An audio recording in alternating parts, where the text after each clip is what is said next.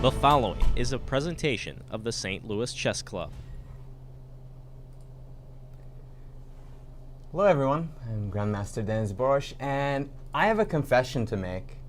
I didn't really know what's gonna happen, and I thought to myself, oh no, my podcast, it will never happen. But then, suddenly out of nowhere, everything started clicking, and I've got my special guest who's actually amusing babies. You can watch and go up on social media.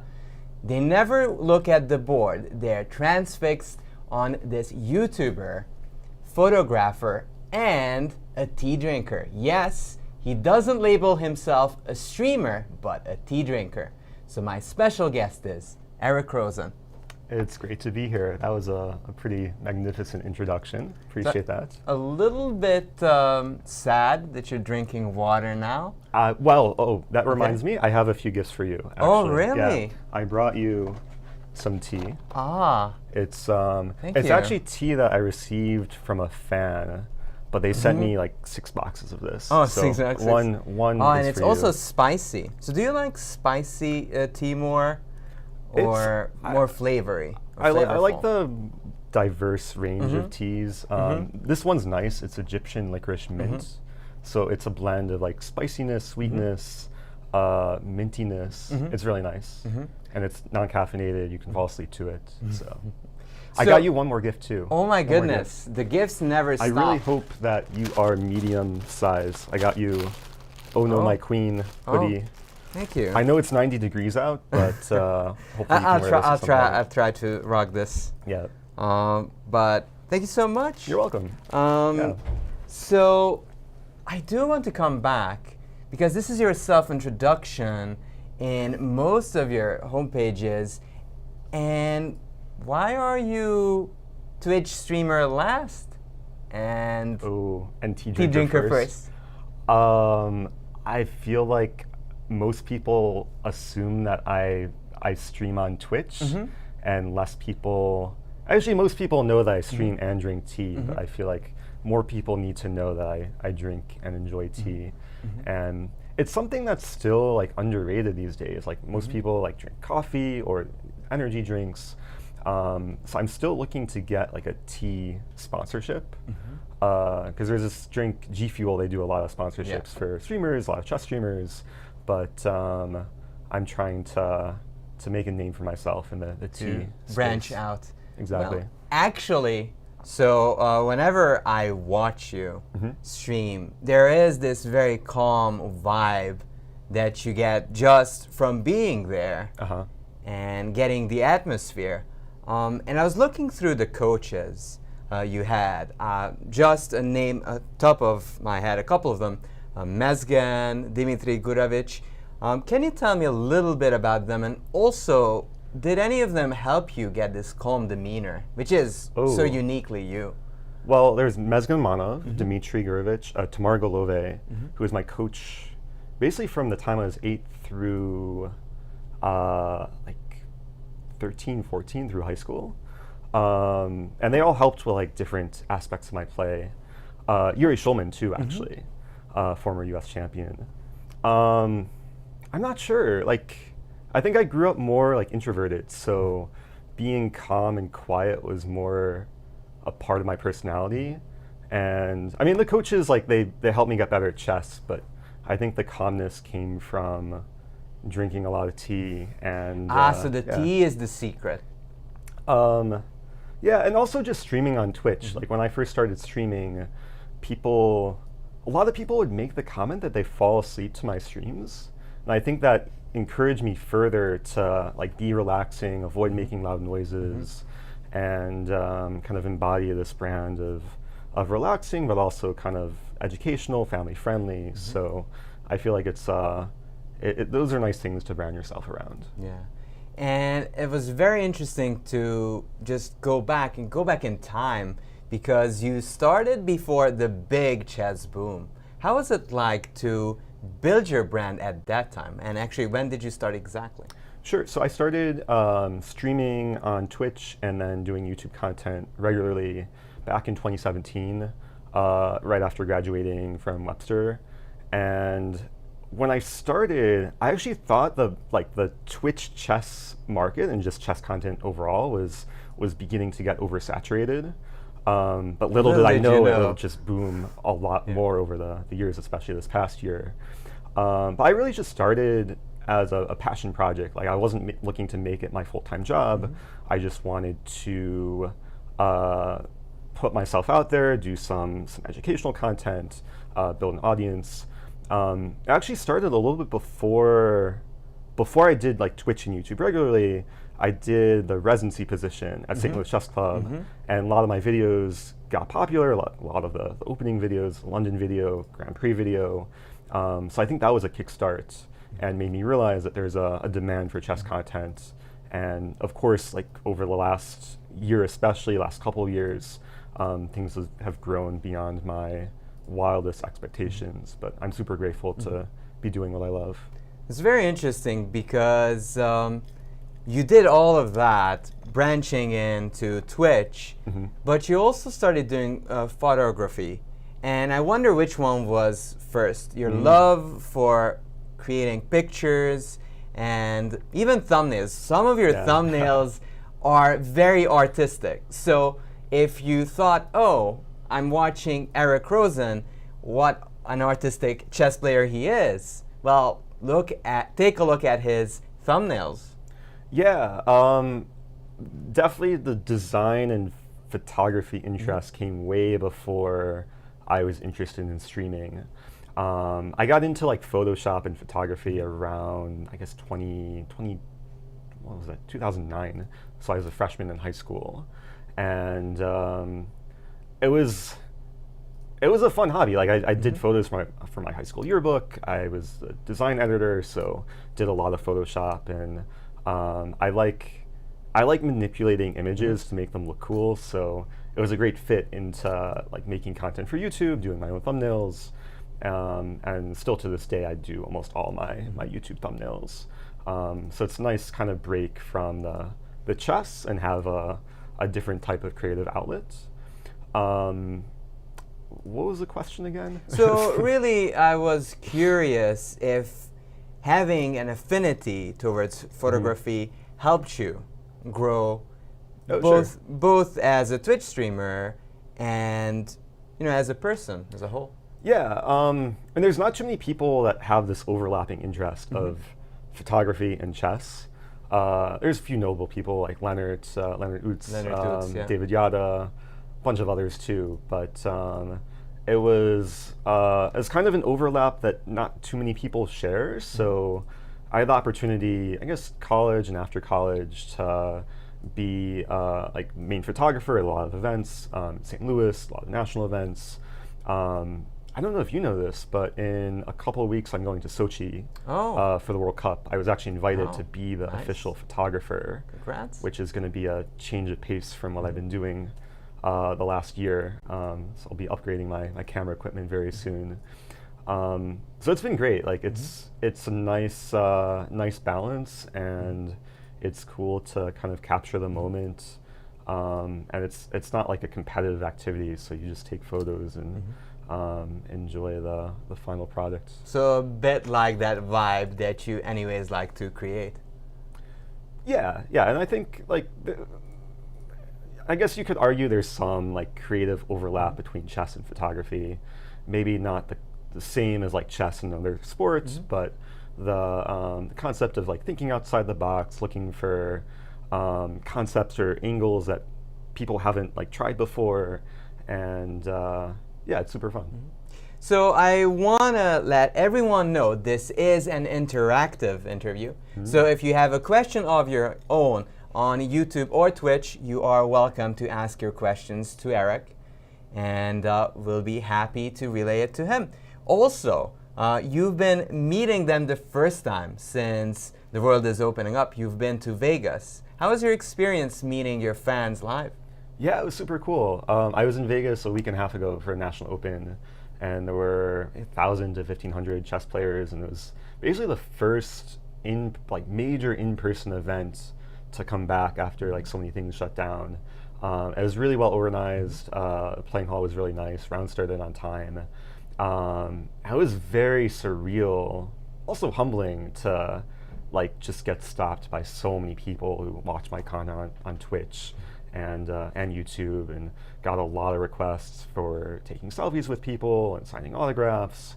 I got stopped by one person who wanted to take a picture of me because I was actually wearing this shirt. They all know my shirt. Yeah, this is my merch. People can find it online. But I thought he was a fan, like older guy, like excited to meet me. So I posed for the photo, and after he took the photo, like I realized he had no idea who I was. He just liked my shirt.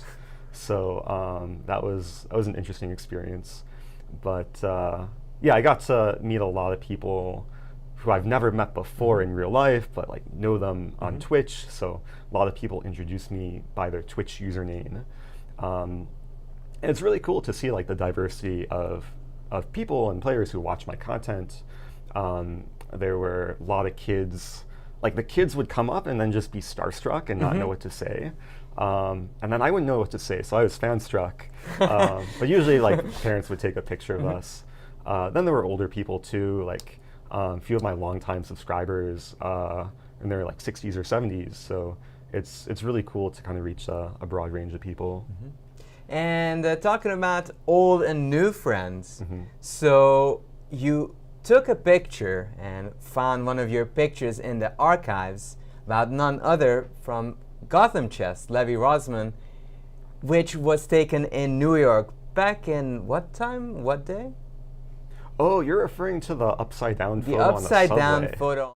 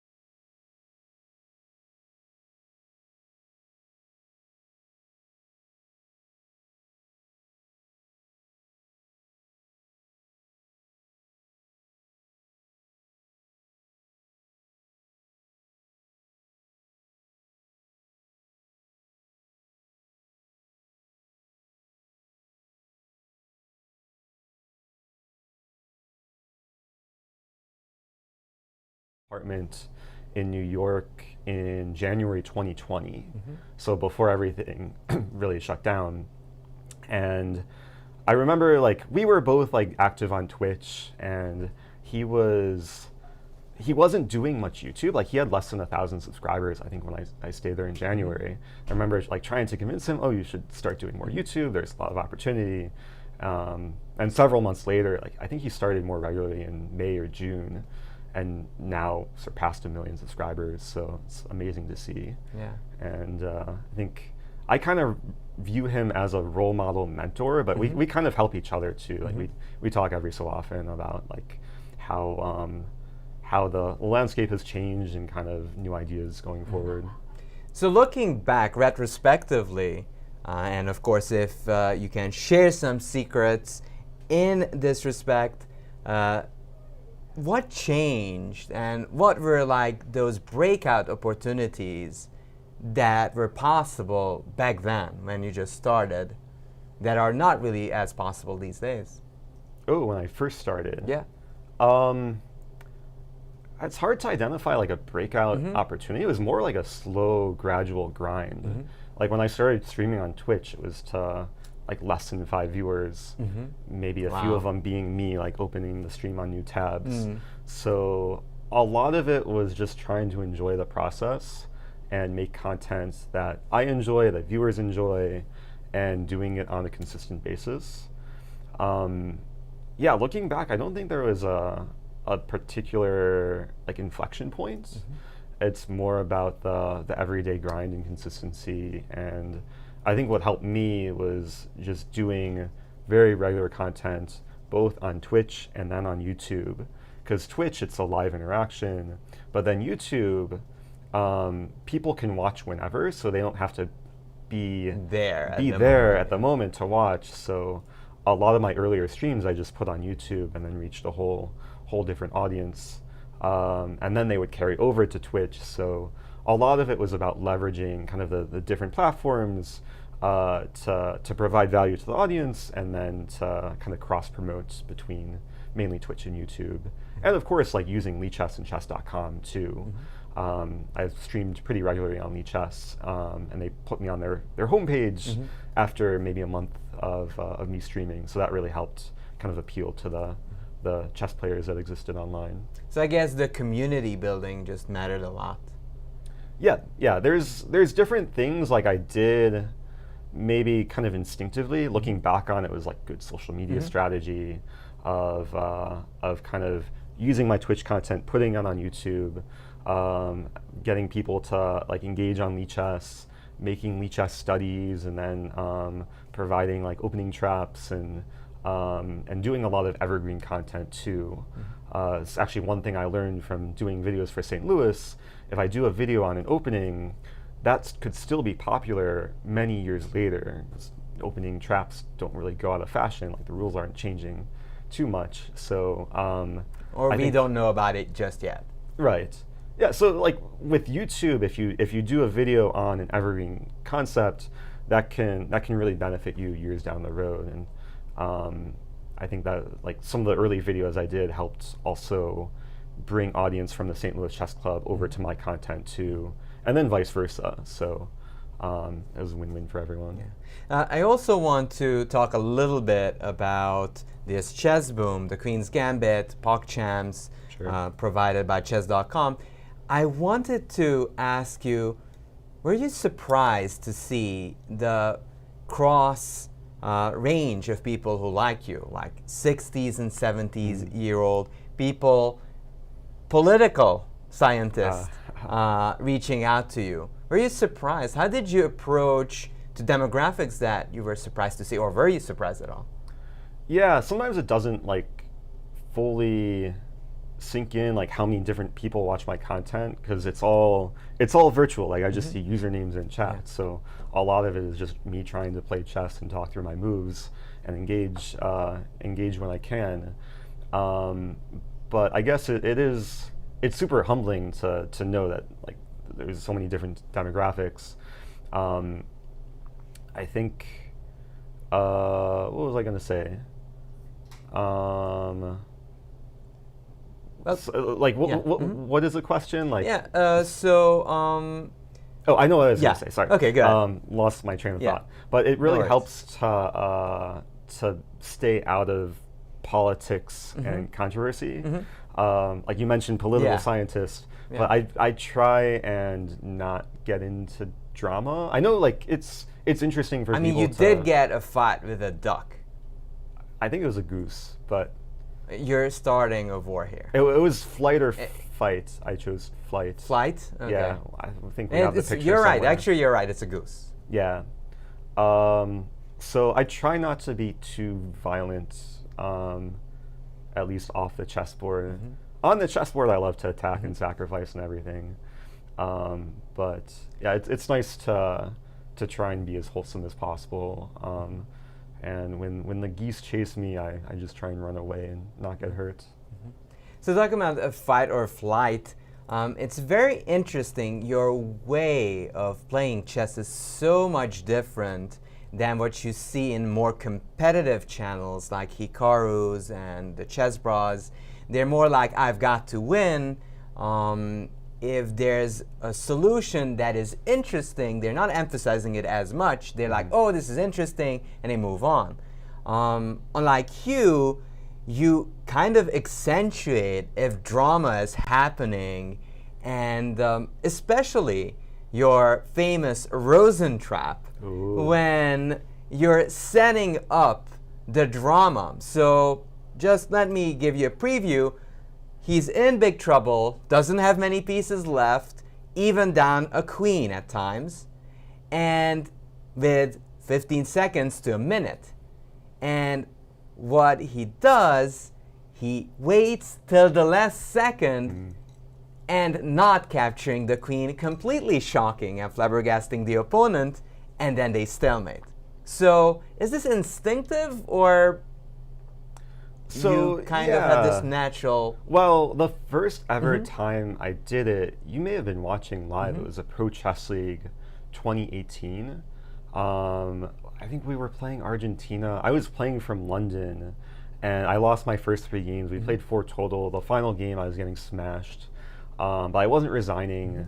And the opponent was clearly like just torturing me, like taking all my pawns, and eventually it was like I had king and rook versus queen and a bunch of pawns, and I like kind of stumbled into it where like opponent took my rook on g6, and instead of taking back the queen, I played king h8.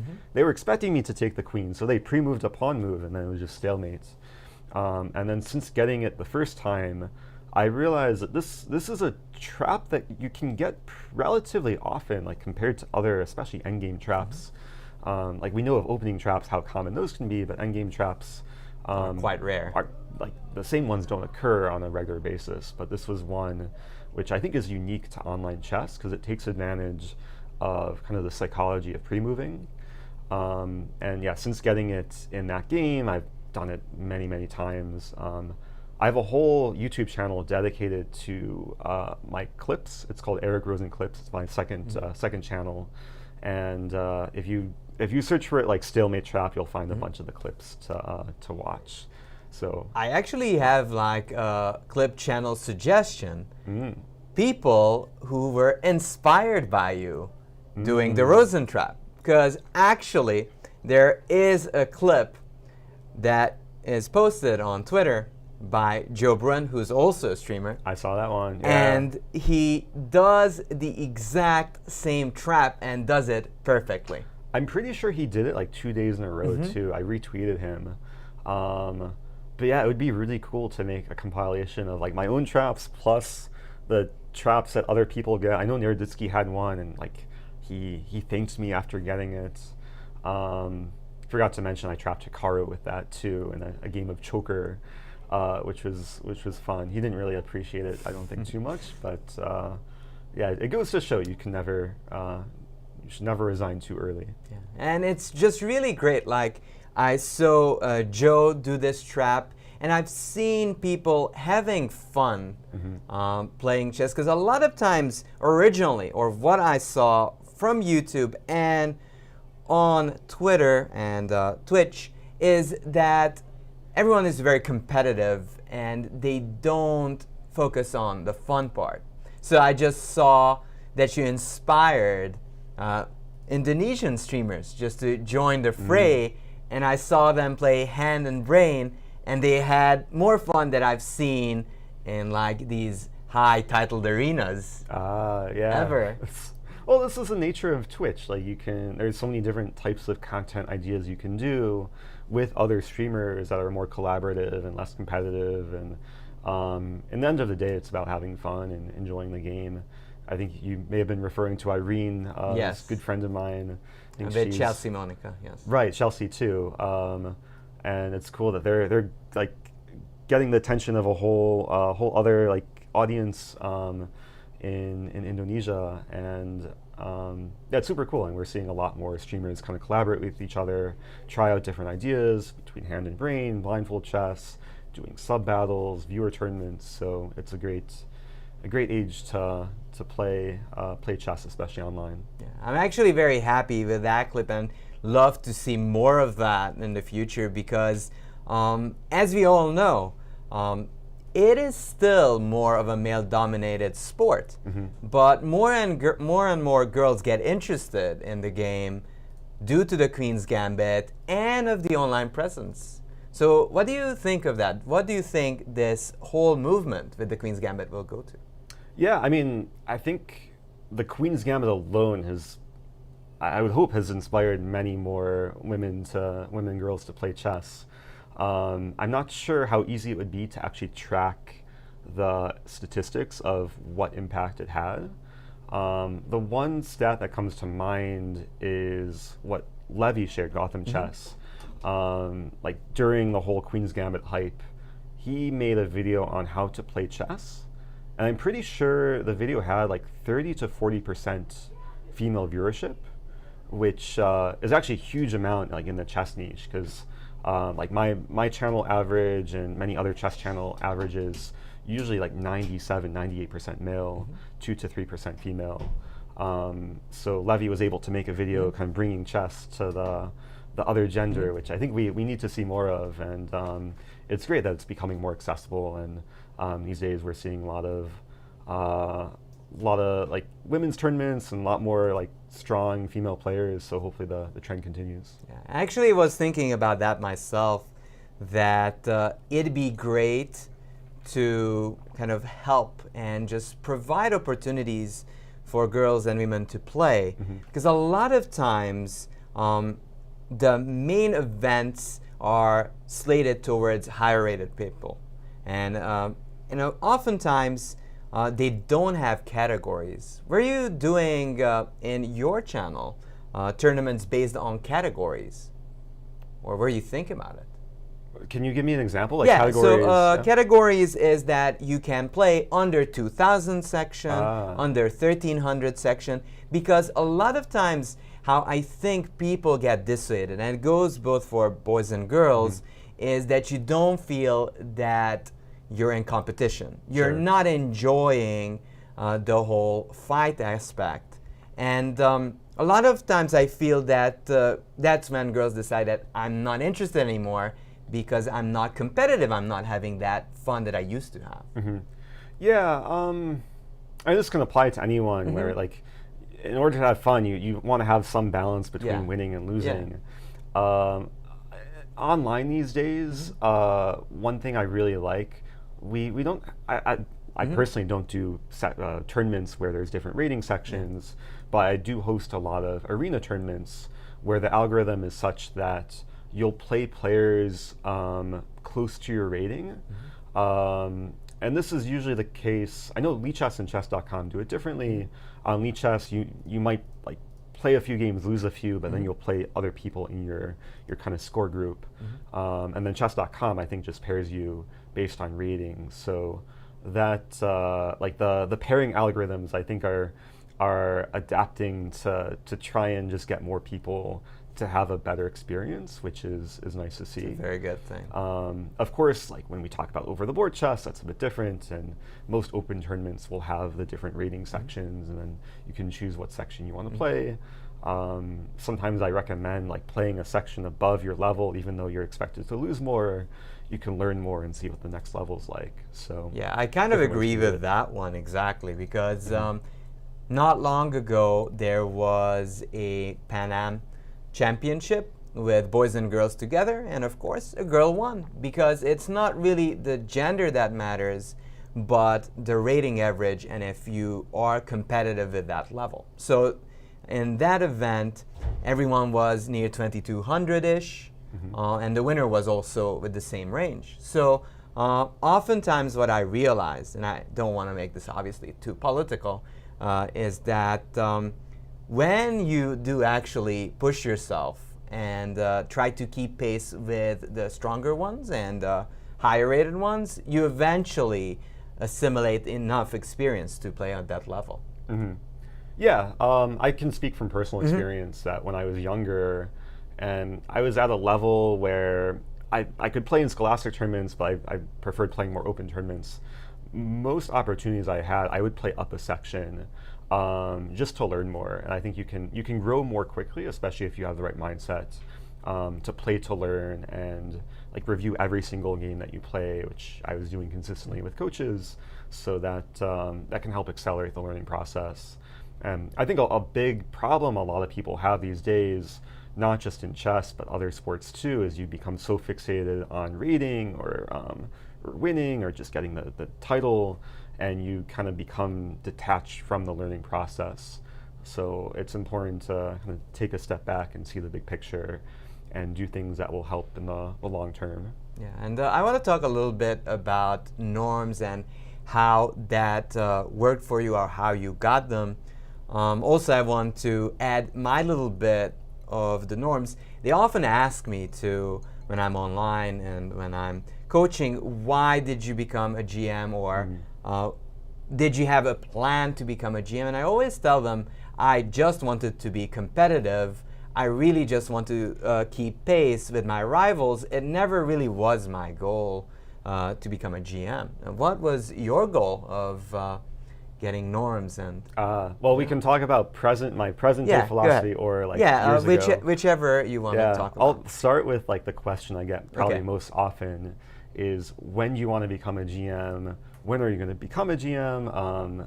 And like what I'm doing to work towards the next title. And my honest answer is that it's not my primary goal. Obviously, it's like the next level above IM. So a lot of people assume that I'll get it eventually, but there's a very big gap between FM and IM and GM, and it can take years and years of full dedication to the game to get the norms, get the rating, and even then, like, there's no guarantee. A lot of people hit roadblocks, and it's not like a straight line. Let me just break the pattern, Sure. because everyone is, oh, when are you going to take another step forward? But you did take a huge step forward from the FM category to the IM. So can you tell us a little bit about that? Yeah, so in high school, I got to like 2400 US rating, so around 2300 FIDE. And I plateaued for about 4 years where, okay, I was still studying, still played on my high school, college teams, but didn't really make the next jump. And then in the span of like 2 or 3 tournaments, I gained 100 points, got my third and fourth IM norm, like back-to-back tournaments, got the 2400 FIDE rating.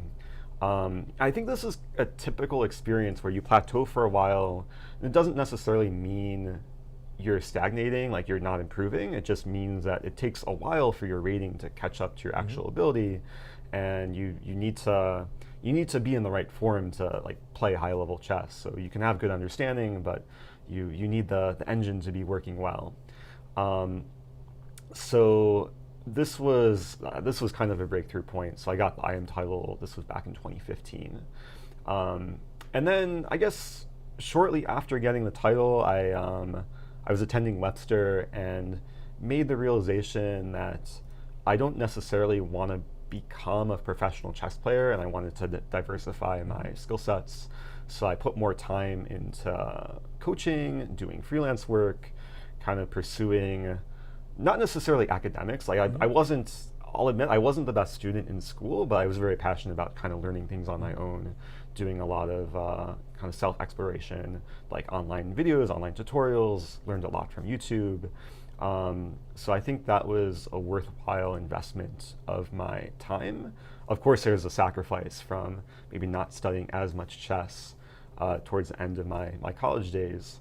But I think it helped kind of put me in the spot where I am today, where I was able to kind of pivot into becoming a chess educator, streamer. And I'm still passionate about learning. It's just I'm not solely focused on getting the GM title. All right, so after all these questions, let's open it up for the chat. Let's see.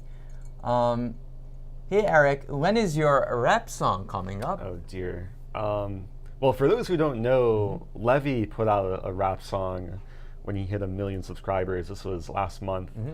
So maybe when I hit 1 million subscribers, I have to hit up Levy's producers, have them drop a beat, and yeah, let's say when I hit 1 million, hopefully within like a year or two. Okay. So let's keep the questions rolling. Let's see. There was a question on Twitch. Is there a video of the Stalemate Trap? And we do have a link from the one and only Vampire Chicken sharing the Stalemate Trap compilation, which I believe is on my Clips channel. But you could just search for it on YouTube too. There's a bunch of videos. Okay, I see some other questions. I don't know what this word means. Do you know what this means? No, but looks very interesting. I'm always scared of saying words I don't know what they mean because sometimes people troll me. Well, sometimes you just have to experience. I think they. Does it mean perplexed? It could be perplexed. Of course, I've perplexed my opponents. Let's move on to an easier question. Bishops or knights? Bishops or knights? I say it depends on the position. Also depends on the time control. So bishops are better in open positions and usually slower time controls. Knights are better in closed positions and faster time controls because they're trickier. Also, I wanted to ask you, who's your favorite opponent playing online? Like, fun-wise, who is the most fun to play against? It's got to be Magnus. Magnus? What makes it so much fun? There's no opponent that's brought me like so many views. No one competes with Magnus because when I play him, like the videos just get so many views, and the games are also like really interesting. The first time I played him, I didn't realize I was playing him until afterwards.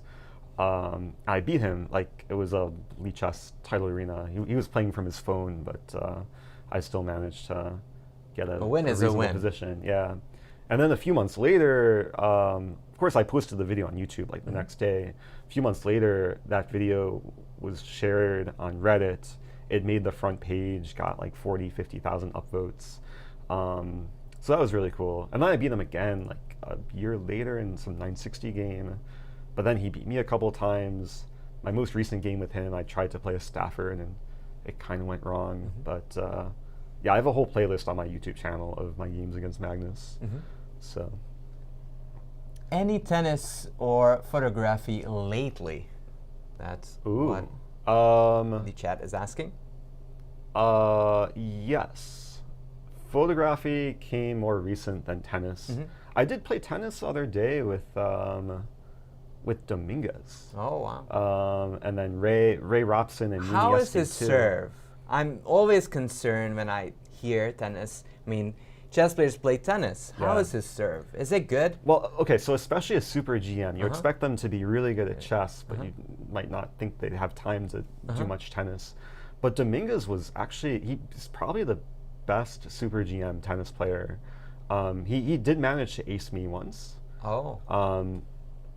Which, like, I usually don't get ace. Like, I'm decent at, like, at least getting contact on the ball. Even though Mark Esserman is not yet a super GM, would he compete against Dominguez? Yeah, Esserman would just, I don't think it would even be competition. Like, he could probably be a good coach for us mortals. Esserman's like a different level, which I do aspire to play with Esserman at some point. But yeah, Dominguez had like a very, very decent game, like very consistent, very dangerous net play. He had a lot of like crazy like volleys and winners, so I was super impressed. And then the second part of that was photography. I'll admit, like during the course of pandemic, I wasn't doing much photography, but a few days ago, one of my best friends proposed, and the way we set it up is we did a photo shoot. Him and his soon-to-be fiancée, just thought it was a photo shoot, so we walked around the city just taking photos, and then he proposed, so it was pretty cool. I don't think we have those photos to share for today. Talking about IRL and streamers, so it's very interesting. Some of you might not know, but tennis is pretty big in the chess community. So many big chess players have played tennis, even historically. Karpov and many others have been playing tennis for quite a while. And Lajos Portis from Hungary, who is a multiple-time Hungarian champion and Olympic champion, was a big swimmer. So I'm very curious, do you think we're going to have a tennis/chess tournament ever, IRL? We should. I think that's a great idea. Yeah, do the mental battle, the physical battle. I'll have to brainstorm some formats for that. But yeah, I mean, I guess this was already a couple years ago, but when there's these major tournaments in St. Louis, I played with Hikaru, Fabi, MVL, Kazimjanov. So it's cool to see like all these top GMs just out on the tennis court, and they're all better than you would expect. So Yeah, interestingly enough, I've never heard nor seen Kasparov play tennis. But I hope Chet will know have to better. drag him to the tennis court. Yeah, Well, if he is willing. that's right.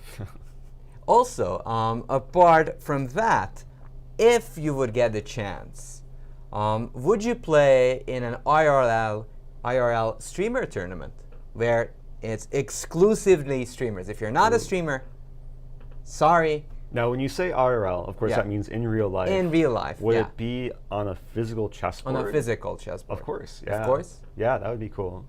Just invite all the streamers to St. Louis, have the DGT boards, do the broadcast. You can do or you can play, but Yeah. there can be commentary in the studio too. The problem with that is like, who would do commentary? Well, at the moment, like I just say streamers playing chess live, but if you think about it, the whole chess community has been streaming by now. So it would be almost like a huge arena. You know who I don't think has started streaming, at least on a personal channel, is Yasser. True. Need to get him starting to stream. I saw him active in the chat the other day. I saw him actually the other day. Like he told me he lurks in my chat, and he was in Katarina's chat recently. So I have to get him to start a Twitch channel, but maybe he could do commentary for an event like that. Yeah, I mean that'd be soothing and moving too. Yeah. And, so yeah, very interesting. That kind of reminds me of, are you planning to play more tournaments? I saw you played a couple of games in Vegas, but are you planning to play some more? I played 8 games in Vegas. 8 games? Yeah. I took one by. Oh yeah, I just saw that one by, so that Yeah. was probably a moment I just didn't see you play. Yeah, I definitely want to, like, I'm not retired from overboard chess, and the Vegas tournament, I decided, like, I signed up the day before. I was going back and forth, like, do I just go and enjoy myself, not have to play and see fans, or do I actually throw myself in the event? And I'm happy I played. I feel like I was in decent form for not having played in a year and a half.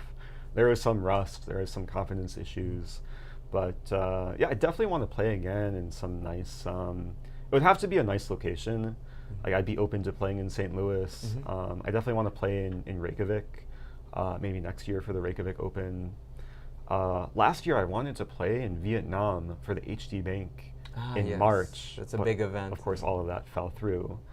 So yeah, it'd be cool to play some more serious OTB chess.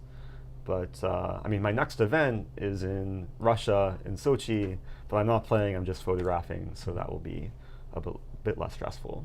And are you planning to, talk about Sochi, are you planning to visit some big events? So if you're unfamiliar, dear viewer, there is going to be big events in San Francisco, which is slated to be the finals for the Magnus Tour.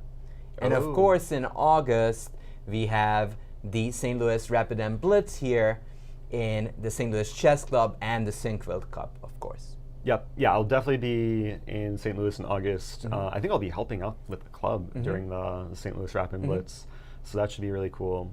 I kind of want to go to Dubai to see the Nepo Magnus World Championship. You have any hot takes that we can write down and then use your tips?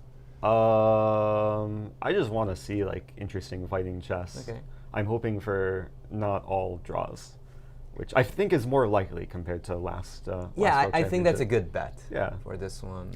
Yeah, and then when is the event in San Francisco? San Francisco. I don't have the exact date.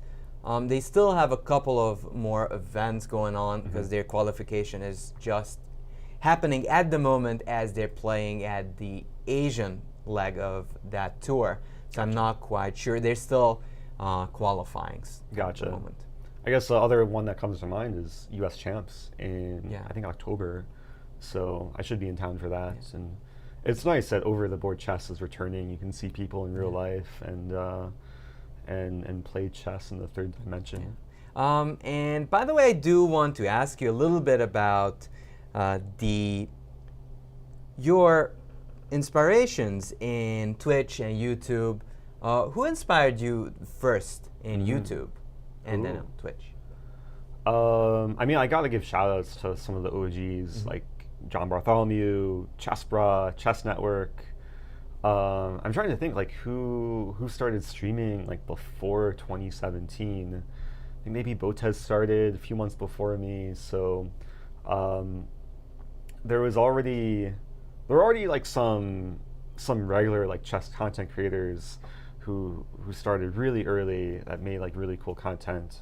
I was a big fan of John Bartholomew's content. Like I would watch him to learn and see how he, not only how he plays and learn learn his own thought process, but also learn his teaching process. Like he communicates very clearly, has a great kind of video series on chess fundamentals, which I think he made like 5-6 years ago, but it still gets views because it's amazing content. So I guess there's people. I'm not sure I understand. What? Oh, actually, Siri strikes again. It's As always interestingly listening. enough, Eric often gets into trouble with Siri. I do. Siri is always after you. Well, Siri, Alexa. What did you do? I say words and it thinks it's saying like I'm saying its name, and then it starts listening, and then it just doesn't understand. So sometimes I have to silence it. Just like a true family member. Yeah. Never understands. It's it's okay. It keeps me company sometimes. I was gonna say, apart from like the chess content creators that inspired me, in college, I was really inspired by, I guess, 3 like kind of mainstream, like I guess influencers that are not chess related but more like business and self-help. One being Gary Vaynerchuk. Like business person, entrepreneur, does a lot of like kind of self-development and social media strategy content. So I went through a phase of just watching his videos and trying to apply like kind of his philosophy to my own work. Another one is Tim Ferriss. He has a ton of books on like self-improvement. 4-Hour Workweek is a great one about kind of lifestyle design and how to be your own boss. And then maybe more recently is Matt D'Avella, who has a YouTube channel more in the self-development niche, focuses a lot on like minimalism and habits and routines. And I think between these 3 people, I've learned a ton about how to kind of structure my my personal and business life. I do have to ask because I'm curious. When you talk about minimalism, does it have a bit of connection with Stoicism, or not so much? There might be some connection. Actually, Tim Ferriss talks more about Stoicism, and there's different layers of each. But then there's another ism. There's essentialism. I just actually just finished a good audiobook. It's called Essentialism by Greg McEwen. Really good book about. It's kind of another layer to minimalism, but focusing on things that are essential and kind of cutting out the things that are non-essential in life. So it's a very good listen. Yeah. I mean, that kind of, I was just thinking about it right now, that we've got the more emotional streamers, Eric Hansen, Hikaru, even Alexandra Botas. Let's put her there. Sometimes she does get emotional if it's not the first queen that wanders off the board. But yeah, now as you mentioned, John Bartholomew, he does have this cool demeanor when he's playing, when he's explaining. He's rarely upset. Yeah, I think he actually had some impact on what I wanted to embody. Like him and Jerry, Chess Network, were streamers I looked up to in the whole kind of branding regard.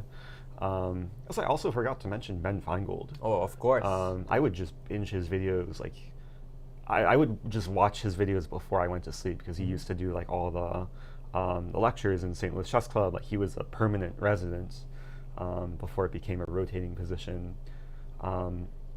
So like his humor also kind of inspired me, and yeah, it's nice like especially when you're in some field to kind of see what else is out there, look at people that are similar and different, and see what types of things that you want to kind of get inspired from.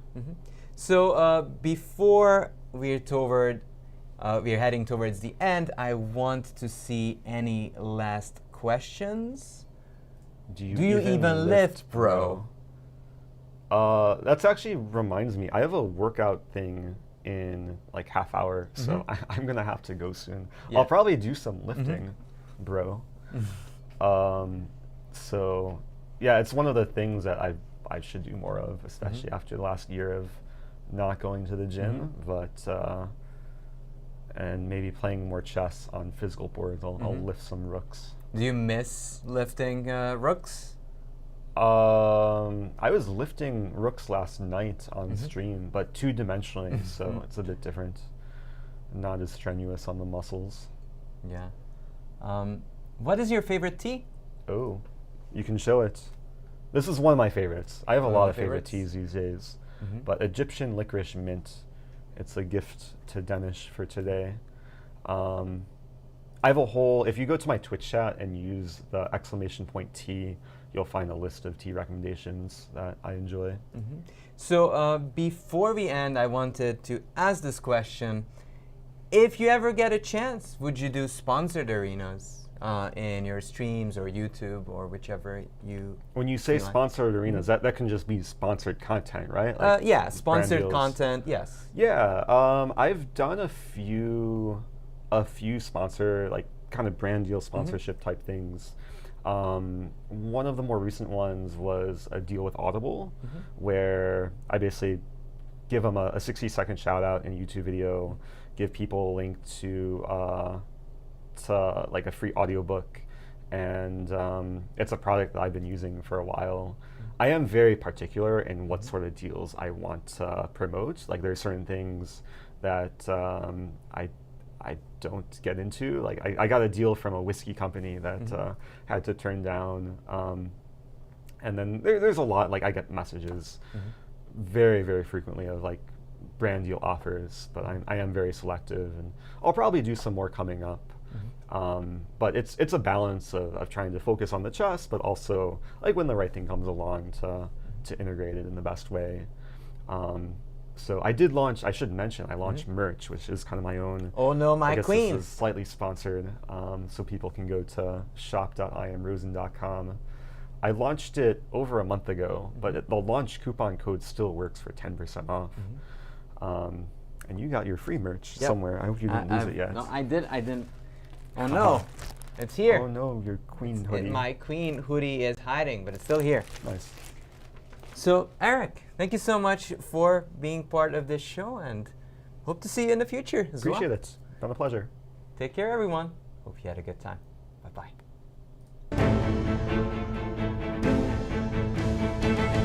This has been a presentation of the St. Louis Chess Club.